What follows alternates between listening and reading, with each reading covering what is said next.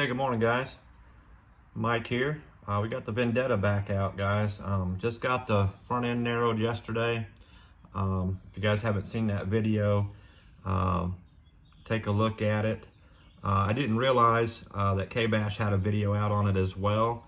And in K-Bash's video, he uses, instead of using the 17 millimeter hex ends on his video, he uses the stock ends off of a granite or a vortex, and they're shorter here where they go into the drive shaft, which also narrows it, and I believe allows him to still use these aftermarket hexes.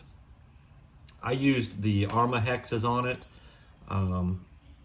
They were able to fit on there, so that's really the only difference I think in what the two of us did. The only thing I've got to figure out is how to keep it from towing out real bad when it pushes down. As you can see here, it tends to tow out, so I may have to make some adjustments on these arms here to help that a little bit.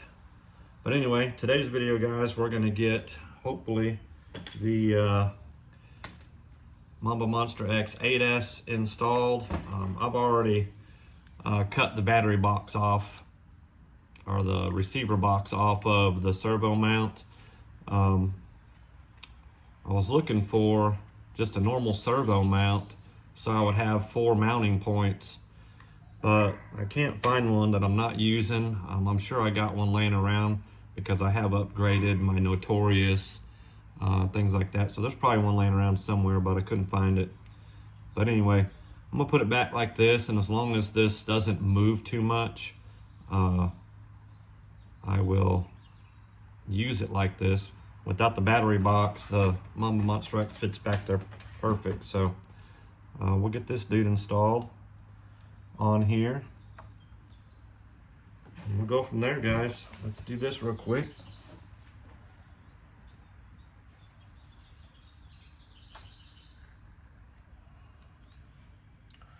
The only other issue I think I'm gonna have is probably where to put the receiver.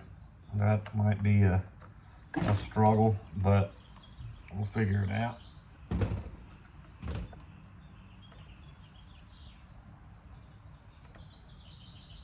All right, guys, so we got the servo mounted, and again, it only has 3 mounting points now, so I will definitely have to make sure I set my end point so that I'm not stressing that out, but it doesn't appear to be moving, so we're good in that aspect.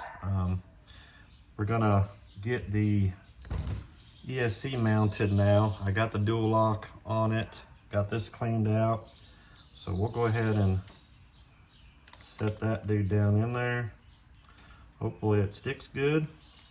If it doesn't, I can switch out to the red tape. I don't like to use that as much anymore because, well, I'm not rich. I don't make any money on YouTube, and sometimes I have to use my electronics in different builds for what I'm excited about at the time. So we're gonna stick this dude down here with the dual lock, and the glue on this gets a little stronger the longer it sits on there. So usually after about a day, you can't get that dude off, and that dual lock is extremely strong. So we'll have to figure out what to do with these wires, again, where to put the receiver at. Got a couple ideas, maybe here, maybe do some work in here. I may have already said that, I don't know, but anyhow, so now that we've got it stuck down, I can hook the wires up. This is going to be censored, guys, so you have to do A to A, B to B. So this wire is A, it's gonna go here. This one's B, and then C. So we got them dudes in there. And then we've got the sensor wire, which conveniently may go right in that little doohickey there. Hopefully.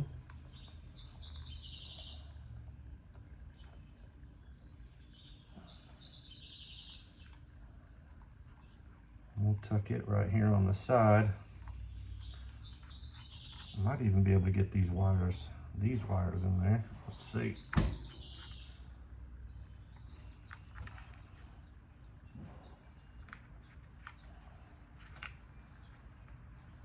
Oh yeah. So that's nice and tucked now. I hope you guys can see that, but that turned out awesome. So now all I've got to do is deal with the ESC wires and these wires once I figure out where I'm putting the receiver.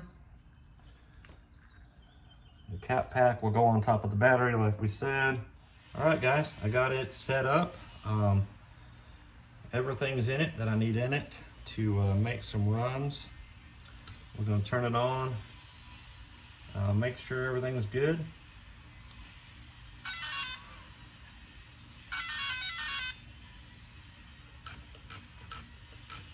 Steering works, guys. And like I said, it is censored, so we'll be able to creep it in there. Turn it in the right direction. So awesome, guys. There's the setup. Hopefully everything stays in and works good, and we'll get some good speeds.